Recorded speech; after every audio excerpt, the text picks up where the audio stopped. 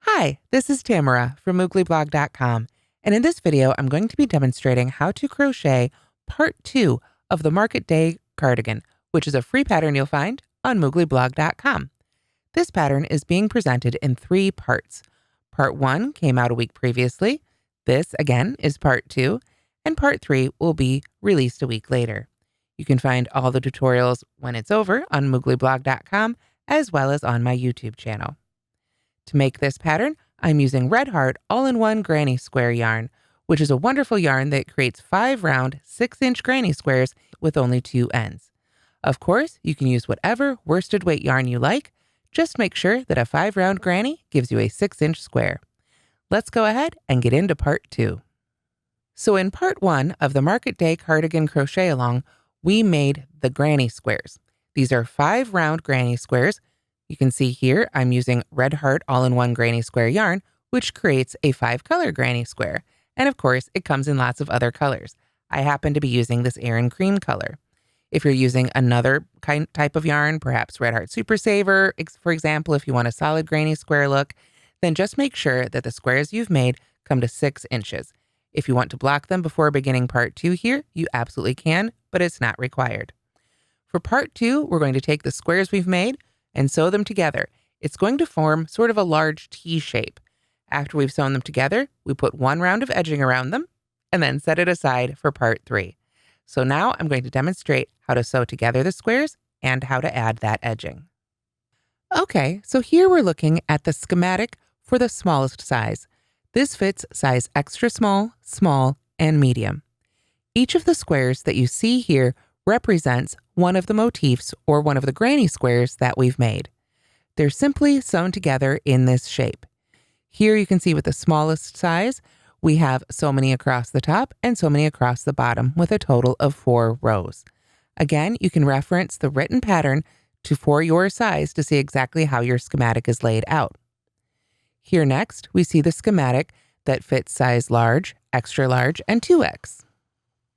You can see this schematic has slightly more squares. Also, take note of where those colored circles are.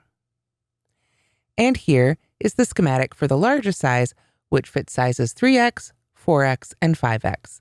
Again, we've added 4 more squares around the edges, but those colored dots are in the same spot, and those dots will come in handy a little bit later.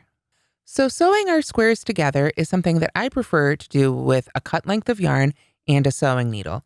If you would prefer to do a crocheted seam, you can do that, but just make sure it's a tight seam, not one of the loose, lacier seams. We want our squares right up together, otherwise it will greatly affect how our sweater wears and basically what size it ends up being. So the sewn seam that I like to use for this is the mattress stitch. It's a really beautifully, nearly invisible seam, and since I'm using more yarn from the same skein, there's going to be sections that don't match that cream color. If you are someone to whom having those seams disappear completely is really important, then you can absolutely go out and buy some matching Red Heart Super Saver in sort of a cream colorway. I'm not sure it'll be that name. You'll have to kind of hold it up, or honestly, whatever color you're using. If you're edging it in white, use white. If you're edging it in black, use black. Whatever color you'd like, you can buy a solid to sew those together. But I find with the mattress stitch, it hides the seaming well enough that I don't worry about it. So let's go ahead and begin. We're going to start by taking any 2 of our squares because we need to just start sewing somewhere. So we find one corner and we're going to pick one of them to start on. Whichever one, doesn't really matter. And we know that in each of our corners, I'm just going to pull this up right here, we have 3 chains. So we want to find that last chain in the corner and come from behind with our yarn needle. We're just going to go under those top 2 loops. A little harder when you come to the chain. There we go. So I'm just going to pull that through. And I don't want to pull it all the way through, of course, because then we won't be sewing. So just make sure you leave a few inches there hanging as a tail. Then we come over to our other square. You can see I'm leaving this all kind of loose right now while I get myself set up. Then I'm going to come to this square. And since I'm going to be seaming up this side, I'm going to find the first chain on this corner. There we are. But I'm still going to come from behind and pull through. I want to make sure not to get myself all tangled up, so you need to pay attention a little bit to your yarn lengths here, just like anytime you're doing some hand sewing. And then we gently pull until we can get those sort of close together here. There we go. So basically now we're going to go back and forth. We're going to go to the next stitch on this side from behind, then the next stitch on this side from behind, back and forth, sort of zipping it up as we go up this set of stitches here. So we come back to our first one and we find that very first stitch here along this side, come from behind with our yarn needle and go ahead and pull through. Then come over to this side, find the next stitch here along this side, and pull through from behind, like so. Now, you can see this is a little loose right here, but as I go, every few stitches, I'm going to go ahead and pull that tight. Now, I need to hold on to that end so I don't accidentally pull it through when I'm doing these first couple, but this will pull together really, really tightly and beautifully, and we'll get our squares right next to each other. We're going one stitch by one stitch, so they should line up perfectly. When, for instance, I've got a center double crochet here as my next stitch on this side, I'll pull that through, make sure it doesn't get tangled around my other square. Then when I come to the other side, I should have another center double crochet of a cluster. So if you'd like, you can use your stitch markers to sort of match those stitches up to help keep you on track. But for a project like this, where we're doing 2 granny squares and we know they should have the same exact number of stitches along the side, then we don't have to necessarily use our stitch markers to meet those up, as long as we pay attention. For here, for instance, here, I've got that last one of this cluster of 3. I'll come from behind with this one. So I know when I go to this side, it should be the last one of that cluster of 3. There we are. So I pull that all the way through, and we just keep working our way right up those sides with our stitches. Like I say, every few inches, just give that a tight pull, and you can really see, even though I'm working in a different color, how very much that sewn seam disappears. So we just keep working our way up to this next corner, and then if you've got more yarn left, you can add another square. Here's another one I made in another color when I was practicing with this yarn. Let's say I came up to this side. I sewed into this one last, so I'd probably add the next one right here and just keep doing that mattress stitch right along the side. Just keep going. Just keep an eye on your schematic to make sure that you sew all your squares together in the right shape. When you run out of yarn, cut a new length and start sewing again. Here on my finished sweater, you can see how those mattress stitched seams turn out. You can see there's just a little bit of color peek through, but really it sort of blends into the overall color of the sweater and really adds to this sort of really neutral look that I really like with this yarn color. Again, if you want to make sure to have a completely clean look, you can go out and buy a solid color of yarn that matches the last round of your squares and use that to do your sewing. After you've got them all sewn together, as shown in the schematic for your size, again, make sure you count how many are across the top 2 rows and how many are across the bottom 2 rows for your size, and you've sewn all your squares together, then it's time to add 1 round of edging around that T shape. Now let's take a quick look at our schematic again. This one happens to be for the smallest size, but right now we're just concentrating on those colored circles. You see 2 red circles to the bottom left and 2 blue circles to the bottom right. If you use a stitch marker to connect the 2 red circles together and the 2 blue circles together, you'll be able to try on your Market Day cardigan at this point. Now, remember, there's going to be a shawl collar added as well as a hem that will add some length and a little bit more to the front. So this is where you can decide, do I need to take off some of those squares and move down to the smaller schematic, or do I need to add 4 more squares and move up to the next size available in this pattern? This is a personal choice, and it really just depends on how you like the fit of your sweater. So after you've tried it on and decided if that's enough squares or if you need to add some more or maybe take a couple off, then you can take those stitch markers right back out and we'll go ahead and add our edging. Now, before we make our edging, we need to refer to that schematic one more time.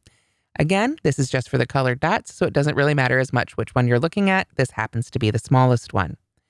If you are right-handed, then you are going to want to join your yarn to the green dot.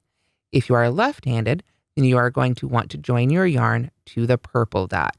This just gets us working in the right direction around our T-shape sweater, essentially. so that we can be all set up to make our shawl collar next. So now we're going to go back to our skein of yarn, not a cut piece, just the piece coming out of our skein, and add our edging. We're going to join with a slip stitch to that corner that is marked in the schematic, depending on whether you're right-handed or left-handed. Then we're going to begin edging across our piece. You can see here are the two that I just started sewing together. Of course, my finished sweater is all sewn together. So after we've joined that corner, we chain one, single crochet in that same chain space. There we go. And then we are going to work our way across the square. The way that I have to write this out for standard crochet instructions makes it kind of long, but it's pretty simple. We work a single crochet in each double crochet. So let me get that going here. Of course, my hook wanted to get caught. Let's try that again. There we go. 1, 2, 3, because we've got 3 double crochets there in that little section. Then when we come to a chain 1 space, we simply single crochet in the chain 1 space. Pull up a little bit more yarn here, get that straightened out. Single crochet in each of these double crochets. 1, 2, 3. Then single crochet in the next chain 1 space. And we do that all the way across each square. Then we just have to treat these corners here when we get to where those meet a little bit differently. So I'm just working my way across here in single crochet, nice and evenly. Single crochet again in each double crochet and single crochet in each chain 1 space. You don't have to work into the specific chain 1. You can go right into that space just like we did when we did the double crochets for our granny squares. You can see here I've come to that last set of double crochets for this particular square. So I'll single crochet in each of those. My goodness, my fingers did not want to cooperate there for a second. There we go. All right, so now this is where things get a little different. We've got the space where those 2 squares were sewn together. So we've got a chain 3 space right here and a chain 3 space right here. And those 2 actual chains should be sewn together. So I'm going to just tighten that up a little bit because, of course, I haven't woven any of my ends in yet. I like to do that with sweaters at the end just in case I need to go back and change something. So we've worked our way across all those sets of 3 double crochets and all those chain 1 spaces. We come to this first corner right here. We're simply going to go right back in that and single crochet. Then we're going to skip over that sewn seam. Don't try and crochet into it. Come to that next chain space here at the corner and put 2 single crochets into this one. 1 and 2. And this will give you sort of the extra stitch that makes up for that seam right there, so you don't end up pulling together. Then it's just the same thing. Single crochet in each double crochet, single crochet in each chain 1 space. Next time you get to where 2 squares are sewn together, put 1 single crochet in that first chain space, put 2 in the next, and just begin again. So I'm going to go ahead and finish crocheting across the top of this square, and then when I get to the end, we'll treat this as if it was the corner at the top of your T on your schematic. So now let's say we've worked all the way across the top of our T shape for our sweater here, and now we are at that opposite top corner. When we get to that chain space, we're simply going to work in there for a single crochet, chain 2, and single crochet right back in that corner. That, of course, turns us this way, and now we can crochet down the sides of those 2 squares for the top of your sweater. When you reach that opposite corner, we just treat it like this one again. We're working across the top of the T. We go down the side. That brings us down to another corner. So we treat that just like we did this one. And then when we come in sort of on our shape, let me lay out some squares here to visualize that a little better here. There we go. So let's say we're in a close-up here at the top of our sweater, right? We go down the side of the top. We go across the bottom and right down here.